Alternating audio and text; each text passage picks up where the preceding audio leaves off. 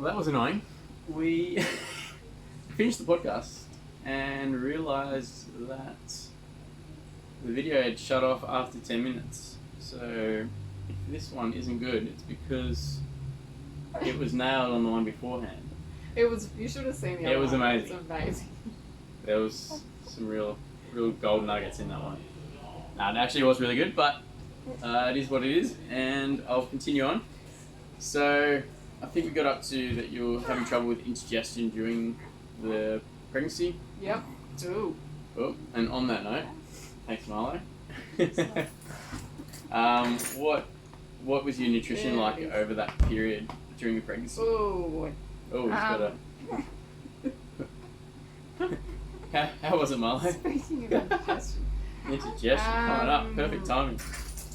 How was my Nutrition. So how did you manage your weight, I guess, over the pregnancy? Have I already said how much I put on and stuff? Well, you did, but let's forget Right. about that. Well, so basically, first few months I tried to eat as well as I could, but your body does some crazy things when you're preggers, and I like things like salads and stuff. I didn't want to eat a salad. I just eat I had to have everything separated. Separate your foods. Yeah, separate my foods out. And also things like I really craved hot chips and vinegar and salt and salty. And so yeah, I definitely didn't have an amazing diet, but if I did eat badly for one meal, I'd say okay, I'll have something healthier for dinner or whatever. Try and do it like that. So you didn't went a complete blow up, but you Yeah. did allow yourself to have those cravings. Yeah, exactly. Just to manage it all. And I think some people might use this as an excuse, oh, I'm pregnant, my body needs this. And it probably does, but just be aware of how much of that stuff you're putting into your body, I guess. Yeah, can quickly blow out. Yeah. Yeah, so I think we're talking about how exercise benefits you throughout the pregnancy, and one of those benefits we mentioned was your ability to control your weight. So I've known people to put on massive amounts of weights during the pregnancy, and through both of yours, you did an awesome job and managed to only put on 11 kilos. You said? Yeah, 10 to 11 kilos. And it was 3 to 4 weeks. Yeah, so I lost. I was pretty much back to my pre-baby weight, pre-pregnancy weight, about 2 or 3 weeks after I gave birth. But yeah, I did have massive night sweats for those 2 to 3 weeks. So it's just, I think I got rid of a lot of fluid weight. My pajamas would be saturated, my bed would be saturated. I had to sleep on a towel. So I think I kind of sweated out a lot of the stuff. And yeah, so I'd go back, and then with both of the kids, I lost the weight, and then when my milk came in, I gained about 2 or 3 kilos again, which I have still got on. And with my first, I found that it didn't go no matter what I did until I stopped breastfeeding. So yeah, and they do say oh, when you start breastfeeding, all your weight goes, blah blah blah. And for me, it just wasn't the case. I'm sure for some people, that is how you kind of lose a lot of the baby weight, but for me it was the opposite. So I think because I do have quite big children, I think my body needed to hold on to fat to support you. to support what they need. So yeah.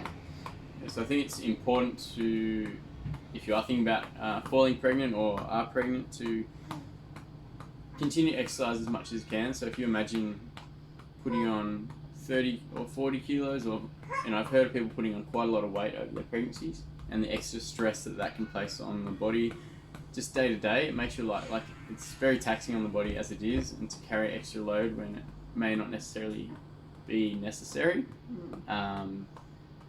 is a massive benefit of exercising and managing it as best you can.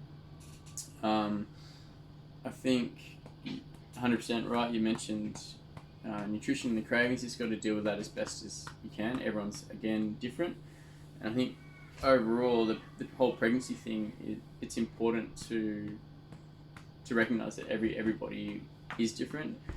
We mentioned, I think it's in the first segment, that your labours were very different. The first one was almost 3 days, and this one was very quick, and how that plays a role on the body and your ability to return to exercise. After exercise or getting back to the gym, how did you do that? You said earlier, I think it was walking. Yeah, so with Nixie, I was back at the gym after 6 weeks, and with Marlo, I was back at 4 weeks. But in like that 6 week kind of gap, I was doing a lot of walking and stuff. And I don't know if I already talked about the anxiety stuff. Oh, I sorry, think so. buddy. Yeah, it helped a lot just getting out of the house. But yeah, I wasn't trying to do anything too strenuous and stuff. And even when I started back at the gym or at Hybrid, it's just doing stuff that you feel like you've really got to tell yourself, like, this is going to take time, and be okay with that, because it will take time. You're not going to be able to come back and do what you used to be able to do.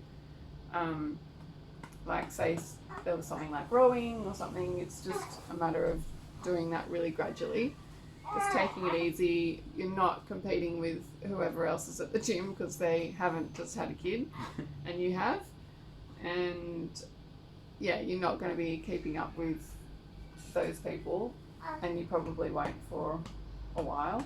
Yeah, I think you mentioned it took maybe about a year to come back to feeling where 6 to 7 months I was feeling pretty good, but it wasn't until I stopped breastfeeding and I fed for a year that I felt totally back to my normal self. I don't know why, and maybe some people feel differently, but for me, breastfeeding took a lot of energy, and obviously just being a mum and learning and not sleeping and all that kind of stuff. So yeah, a full year to feel back to what I like, and even in that, because I didn't have the energy in that year, it's kind of like almost like a year until you can start trying to push yourself to what you were doing. So it's a long process. Yeah. But to be okay with that and to allow that space. Yeah. You've obviously done an awesome job, which is one of the reasons we have you in today, of continuing to exercise with kids. I know parenthood's very difficult. How have you made that possible, I guess? It's just Jeez. hitting his fingers. Sorry?